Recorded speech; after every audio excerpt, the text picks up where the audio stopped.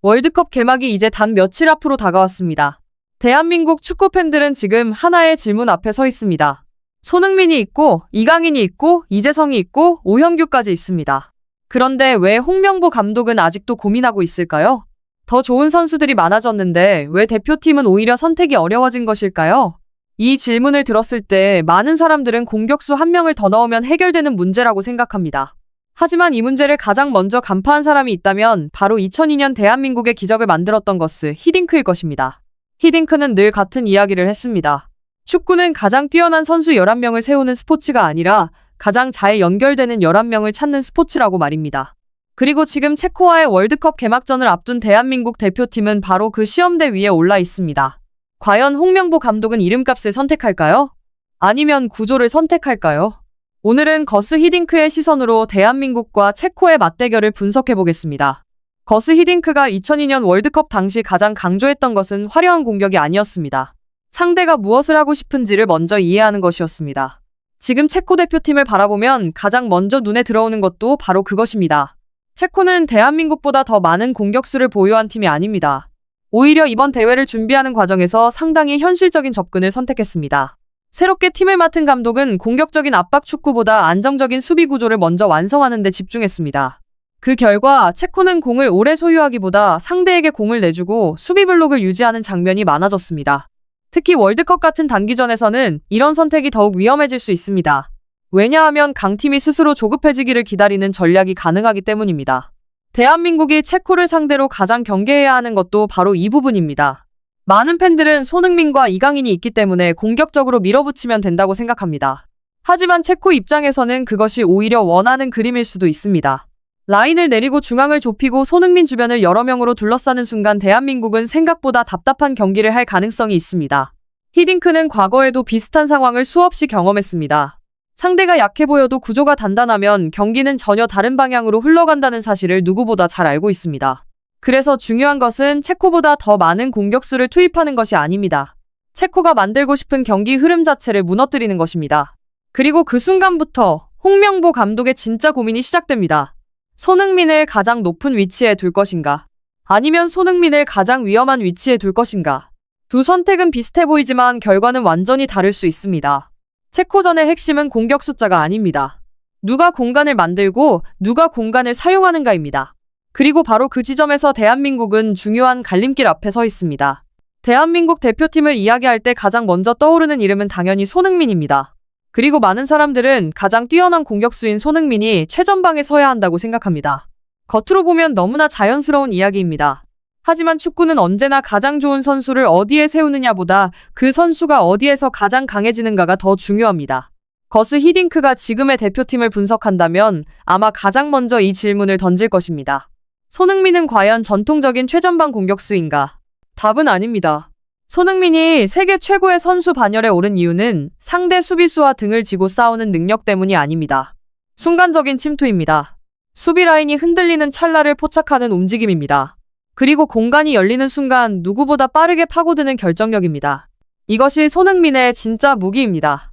그런데 체코는 아마도 5명의 수비수를 중심으로 매우 낮은 위치에서 경기를 시작할 가능성이 높습니다.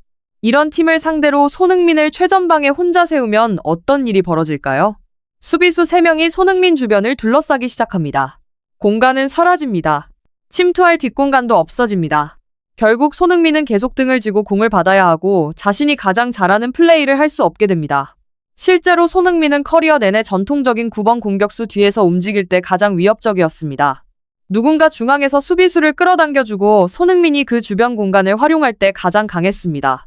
바로 그래서 오현규라는 이름이 중요해집니다. 오현규는 단순히 득점을 위한 선택지가 아닙니다. 손흥민을 더 자유롭게 만들 수 있는 전술적 장치입니다. 만약 오현규가 중앙에서 체코 수비진과 싸워준다면 손흥민은 측면과 하프 스페이스를 자유롭게 오갈 수 있습니다. 그리고 그 순간 체코 수비는 훨씬 더 어려운 선택을 강요받게 됩니다. 손흥민을 따라 나갈 것인가? 아니면 공간을 지킬 것인가?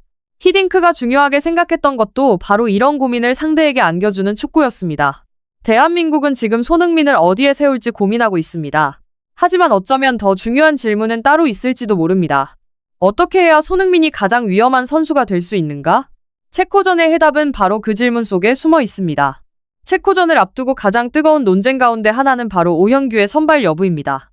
많은 사람들은 오현규를 바라보며 단순히 최근 컨디션이 좋은 공격수라고 생각합니다. 물론 그것도 사실입니다.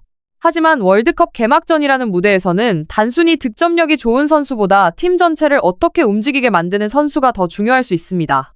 거스 히딩크가 2002년 대표팀을 만들 때도 마찬가지였습니다. 그는 늘 상대 수비를 무너뜨리는 첫 번째 역할과 득점을 마무리하는 마지막 역할을 구분해서 생각했습니다. 모든 공격수가 직접 골을 넣어야 하는 것은 아니었습니다. 누군가는 공간을 만들어야 했고 누군가는 상대를 끌어내야 했습니다. 지금 체코를 상대하는 대한민국에게 오현규가 중요한 이유도 여기에 있습니다. 체코 수비진은 기본적으로 피지컬이 좋습니다. 공중볼 경합에서도 강하고 몸싸움에서도 쉽게 밀리지 않습니다. 이런 상대를 만나면 손흥민이 최전방에서 혼자 싸우는 것은 생각보다 많은 부담을 안게 됩니다. 반면 오현규는 다른 유형의 공격수입니다. 상대 중앙 수비수와 부딪히는 것을 두려워하지 않습니다. 등을 지고 버티는 플레이도 할 수 있습니다. 무엇보다 상대 수비수들의 시선을 자신에게 집중시키는 능력이 있습니다. 이 부분이 굉장히 중요합니다. 축구에서 가장 위험한 공격수는 공을 잡은 선수가 아닙니다. 상대 수비를 움직이게 만드는 선수입니다. 만약 오현규가 중앙에서 2명의 수비수를 묶어놓는다면 손흥민에게 공간이 생깁니다. 이강인에게도 공간이 생깁니다. 이재성의 침투 공간도 넓어집니다. 결국 오현규 한 명의 존재가 공격수 한 명의 추가가 아니라 전체 공격 구조의 변화를 만들어내는 것입니다. 그래서 체코전에서 오현규를 선발로 기용하는 선택은 단순히 공격수를 늘리는 선택이 아닙니다. 손흥민을 살리는 선택일 수 있습니다. 이강인을 더 위험하게 만드는 선택일 수 있습니다. 그리고 무엇보다 체코 수비진이 가장 준비하기 어려운 그림을 만드는 선택일 수 있습니다. 홍명보 감독의 고민은 이해할 수 있습니다. 하지만 때로는 가장 어려운 선택이 가장 큰 변화를 만들어냅니다. 그리고 지금 대한민국은 바로 그런 결단이 필요한 순간 앞에 서 있습니다. 지금 대한민국 대표팀을 둘러싼 대부분의 토론은 공격진에 집중되어 있습니다. 손흥민을 쓸 것인가? 오현규를 넣을 것인가? 이강인을 어디에 배치할 것인가? 하지만 거스 히딩크가 현재 대표팀을 분석한다면 시선은 전혀 다른 곳으로 향할 가능성이 높습니다. 바로 황인범입니다. 왜냐하면 체코전은 누가 골을 넣느냐보다 누가 경기의 흐름을 지배하느냐가 더 중요할 수 있기 때문입니다. 체코는 아마도 수비 라인을 내리고 중앙 공간을 좁게 유지하려고 할 것입니다. 그렇게 되면 대한민국은 자연스럽게 점유율을 가져가게 됩니다. 문제는 여기서 시작됩니다. 점유율이 높다고 해서 공격이 잘 풀리는 것은 아닙니다. 오히려 상대가 기다리는 함정에 빠질 수도 있습니다. 공은 계속 돌지만 전진하지 못하는 상황이 만들어질 수 있습니다. 바로 이때 필요한 선수가 황인범입니다. 황인범의 가장 큰 장점은 화려한 드리블이 아닙니다. 강력한 슈팅도 아닙니다. 그의 진짜 가치는 상대 수비가 움직이는 순간을 읽는 능력에 있습니다. 상대가 압박하러 뛰어나오는 타이밍, 수비 라인이 한 발짝 흔들리는 순간, 공간이 열리는 찰나, 황인범은 그 순간을 놓치지 않습니다. 한 번의 원터치 패스로 압박을 무력화시키고 한 번의 전환 패스로 경기의 방향을 바꿔버립니다. 실제로 대한민국이 좋은 경기력을 보여준 순간들을 돌아보면 황인범의 패스가 공격의 출발점이 된 장면이 매우 많았습니다. 손흥민의 침투도, 이강인의 창의성도, 이재성의 움직임도 결국 누군가가 공을 정확한 타이밍에 전달해줄 때 비로소 힘을 발휘합니다. 그 역할을 하는 선수가 바로 황인범입니다. 그래서 체코전의 핵심은 공격수 4명을 모두 쓰느냐가 아닙니다. 황인범이 가장 위험한 위치에서 공을 만질 수 있도록 구조를 만드는 것입니다. 만약 황인범이 수비라인 가까이 내려와 단순 빌드업에만 참여하게 된다면 대한민국은 가장 중요한 무기를 스스로 무디게 만드는 셈이 됩니다. 히딩크는 늘 말했습니다. 좋은 선수는 많을 수 있다. 하지만 경기를 움직이는 선수는 많지 않다. 그리고 지금 대한민국에서 그 역할을 맡고 있는 선수는 바로 황인범입니다. 체코전의 승부는 어쩌면 최전방이 아니라 황인범의 발끝에서 시작될지도 모릅니다. 대표팀 명단을 놓고 이야기가 나올 때마다 늘 비슷한 현상이 반복됩니다. 골을 넣는 선수는 주목받습니다. 화려한 기술을 가진 선수도 주목받습니다. 하지만 팀을 움직이는 선수들은 생각보다 많은 관심을 받지 못합니다. 이재성이 바로 그런 선수입니다. 그래서 체코전을 앞두고 일부에서는 오현규를 선발로 쓰기 위해 이재성을 벤치에 두어야 한다는 이야기도 나옵니다. 겉으로 보기에는 충분히 가능해 보이는 선택입니다. 하지만 축구는 이름을 나열하는 스포츠가 아닙니다. 역할이 연결되어야 하는 스포츠입니다. 거스 히딩크가 2002년 대표팀을 만들면서 가장 중요하게 생각했던 것 가운데 하나도 바로 움직임이었습니다. 공보다 먼저 움직이는 선수, 동료를 위해 공간을 만드는 선수, 상대 수비를 흔드는 선수, 그런 선수들이 팀 전체를 강하게 만든다고 믿었습니다. 이재성은 바로 그런 유형의 선수입니다. 그는 경기 내내 끊임없이 움직입니다. 중앙으로 들어오고 측면으로 빠집니다. 수비 라인 사이를 파고들고 다시 내려와 연결고리가 됩니다. 그래서 이재성의 움직임은 단순히 개인 플레이가 아닙니다. 손흥민에게 공간을 만들어주는 작업입니다. 이강인이 자유롭게 볼을 받을 수 있도록 돕는 작업입니다. 황인범이 전방을 향해 패스를 넣을 수 있는 길을 만드는 작업입니다. 실제로 대표팀 경기를 보면 이재성이 있을 때와 없을 때 공격의 유기성이 상당히 달라집니다. 그 이유는 간단합니다. 이재성은 눈에 보이는 플레이보다 눈에 보이지 않는 플레이가 훨씬 많은 선수이기 때문입니다. 더 중요한 것은 체코 같은 팀을 상대로 이런 움직임의 가치가 더욱 커진다는 사실입니다. 체코는 수비 블록을 유지하는 팀입니다.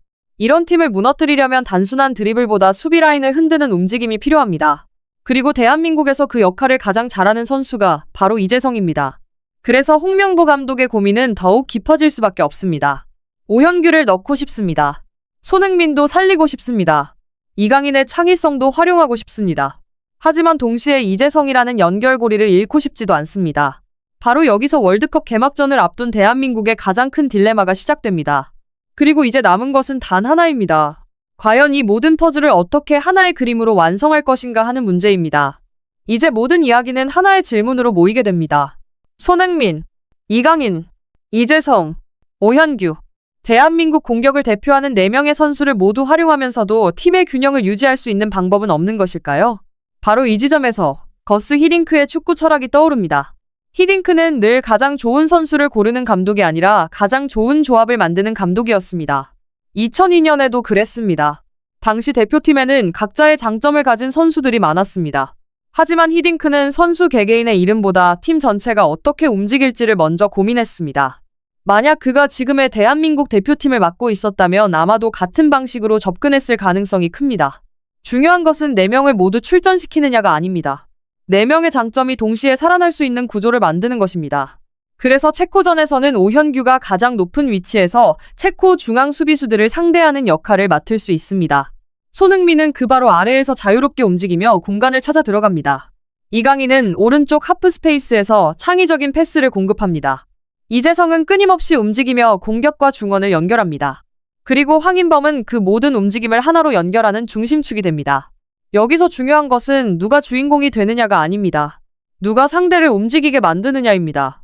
오현규가 수비를 끌어당기고, 손흥민이 빈 공간을 파고들고, 이강인이 마지막 패스를 만들고, 이재성이 연결고리가 되며 황인범이 경기의 방향을 결정합니다. 이렇게 되면 대한민국은 단순히 스타 플레이어들이 많은 팀이 아니라 하나의 구조로 움직이는 팀이 될 수 있습니다. 그리고 월드컵에서는 바로 그런 팀이 가장 위험합니다. 체코는 손흥민을 막기 위해 준비할 것입니다. 이강인을 막기 위해 준비할 것입니다. 하지만 4명이 하나의 구조 안에서 움직이기 시작한다면 체코가 준비한 계획 자체가 흔들릴 수 있습니다. 어쩌면 홍명보 감독이 지금 고민하고 있는 것은 선발 명단이 아닐지도 모릅니다. 대한민국이 어떤 축구를 할 것인가? 그 정체성을 결정하는 문제일지도 모릅니다. 2002년 월드컵을 돌아보면 거스 히딩크가 남긴 가장 큰 유산은 전술이 아니었습니다. 대한민국 축구도 세계 강팀과 당당히 맞설 수 있다는 믿음이었습니다. 그리고 지금 대한민국 대표팀은 또 한 번 중요한 출발선 앞에 서 있습니다. 체코전의 승패도 중요합니다. 하지만 그보다 더 중요한 것은 대한민국이 어떤 방식으로 월드컵을 시작하느냐입니다. 손흥민의 이름만 믿는 팀이 될 것인가? 아니면 모든 선수가 하나의 구조 안에서 서로를 빛나게 만드는 팀이 될 것인가? 어쩌면 체코전은 단순한 개막전이 아닙니다. 대한민국이 이번 월드컵에서 어디까지 갈 수 있는지를 보여주는 첫 번째 답안지일지도 모릅니다. 그리고 그 답을 만들어낼 시간은 이제 정말 얼마 남지 않았습니다.